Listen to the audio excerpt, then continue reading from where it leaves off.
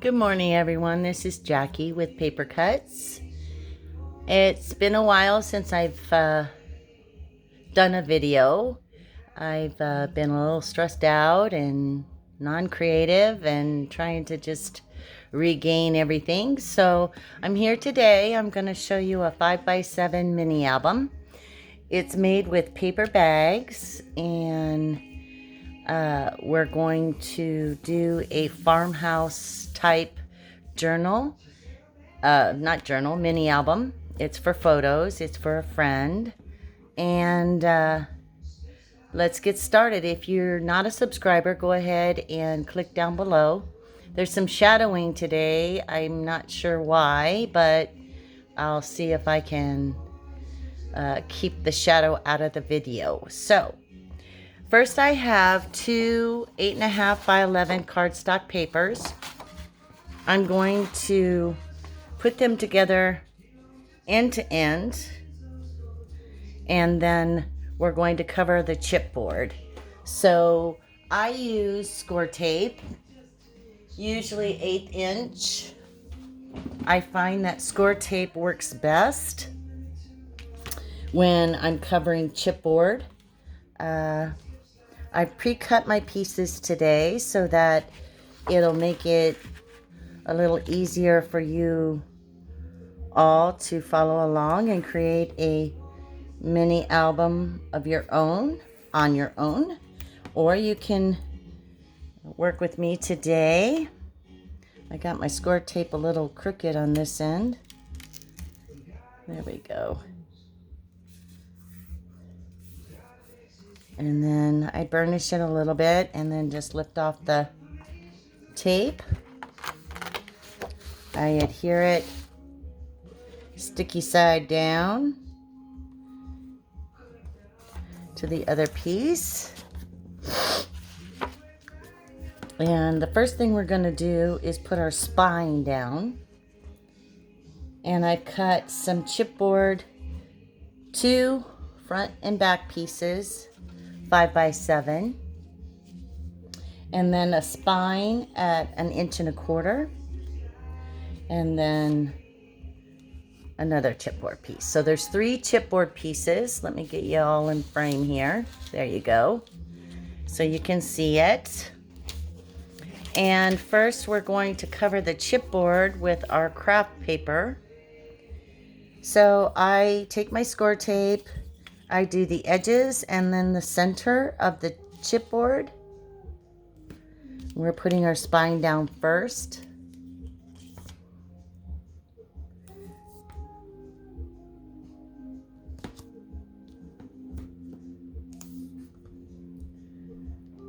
So 1 on each edge, and then 1 straight down the center.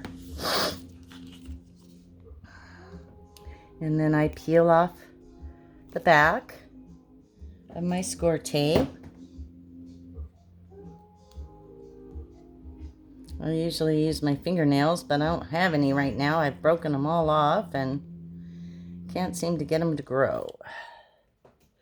I hope everyone's doing well.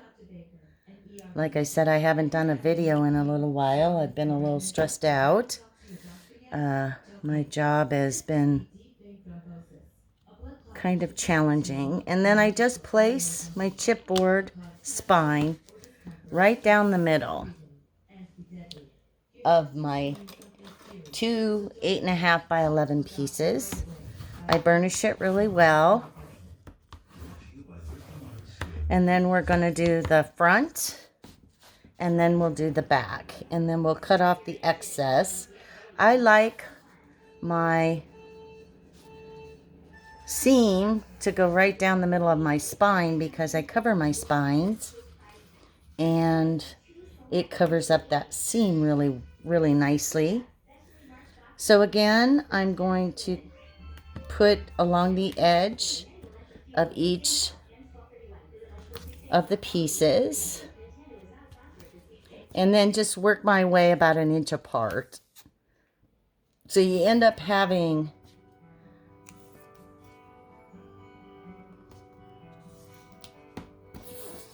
five altogether. And that just holds your craft paper to your chipboard really well, and then your chipboard really well to your craft paper.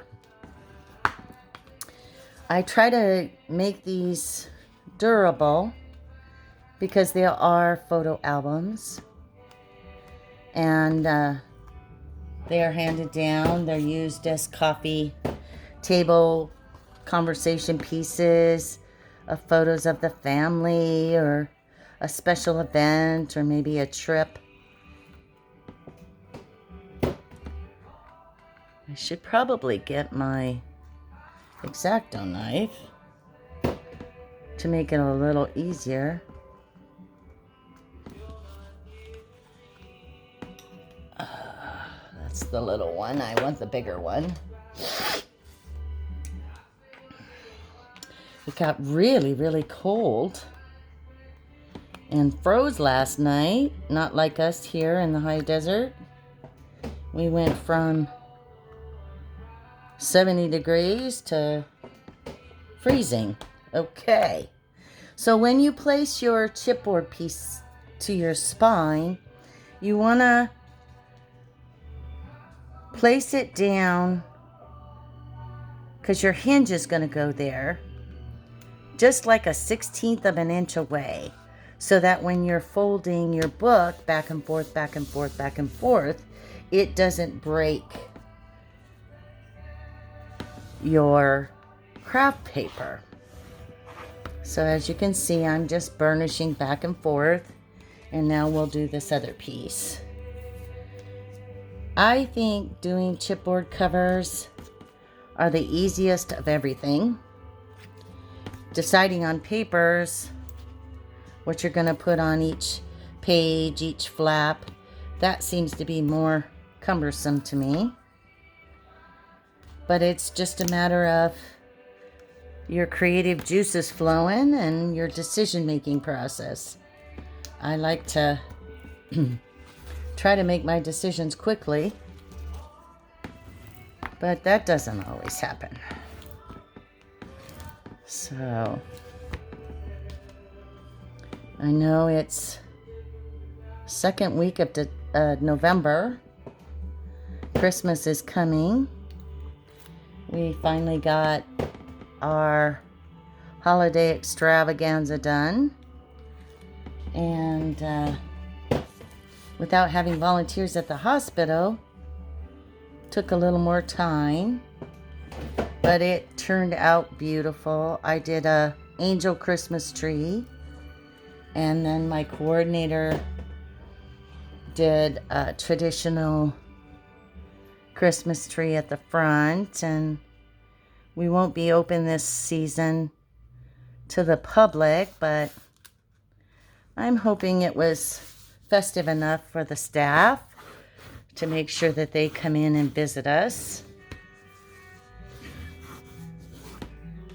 So now your three pieces are adhered to your craft paper, and I'm just going to cut my craft paper about 3/4 of an inch on the edge so that I can fold it over nice and easy. And then I'm working with a little bit more palatable size piece. So I'm just cutting off the excess.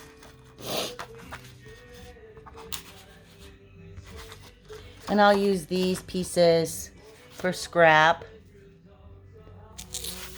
And the first thing that I do is I fold, using the chipboard, my craft paper over.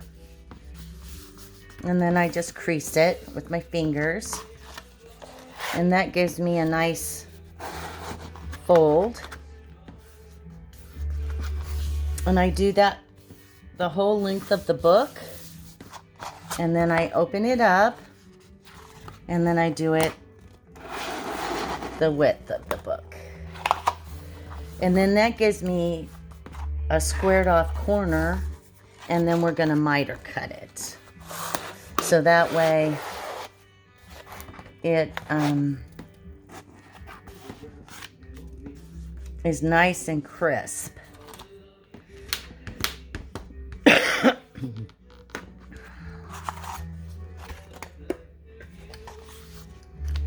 wish I could lift this up a little bit. Maybe I will. Here we go. So it's not quite so close. So mitering corners, you just go out like 1/4 of an inch from the fold to the corner, 1/4 inch from the fold to the corner.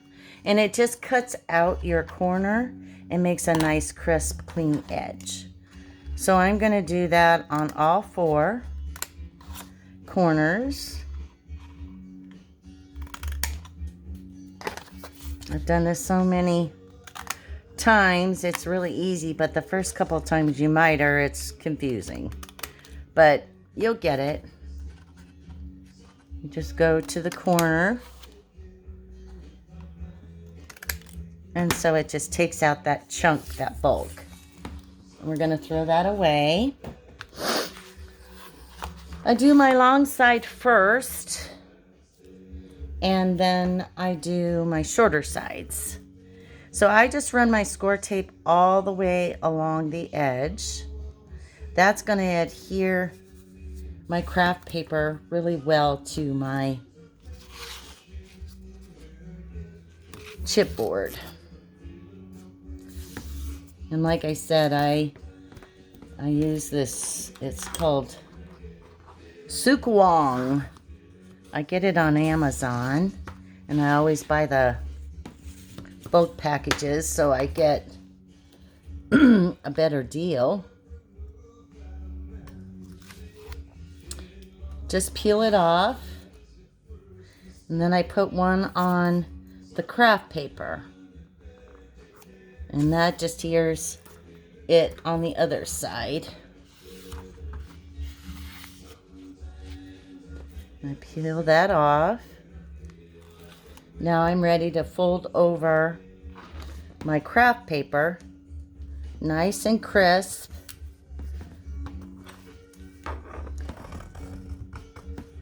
Making sure everything gets down nice and tight.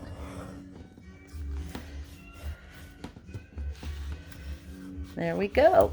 So one end is sealed. And then I just take my bone folder and run it along the edge. Now we're going to do the other side. And then the ends. And boom, we're done. It's crazy how quickly it goes. Everybody gets nervous about this section because it's the cover to your book. But it's really the easiest of everything. I think putting in the hidden hinge binding for the spine is the most difficult. So now I've got my score tape removed, and I'm just going to fold it over, crisp my edges.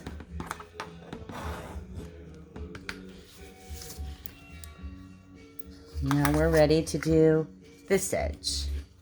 So it's just really quite easy. I'm going to pause it. I'm going to do the edge, and then I'll come back. Okay, I'm back. So now it's totally covered. And now I'm just going to burnish this little crease a little bit to help it fold. We'll reinforce the inside.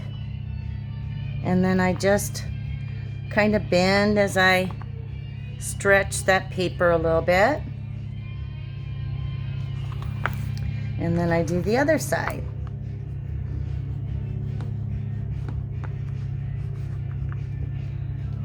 Sorry for moving the camera. And then the book just folds on itself like that. So now we have our book cover. And then once I've got it lined up, I crease here. That just helps the book fold back and forth on itself.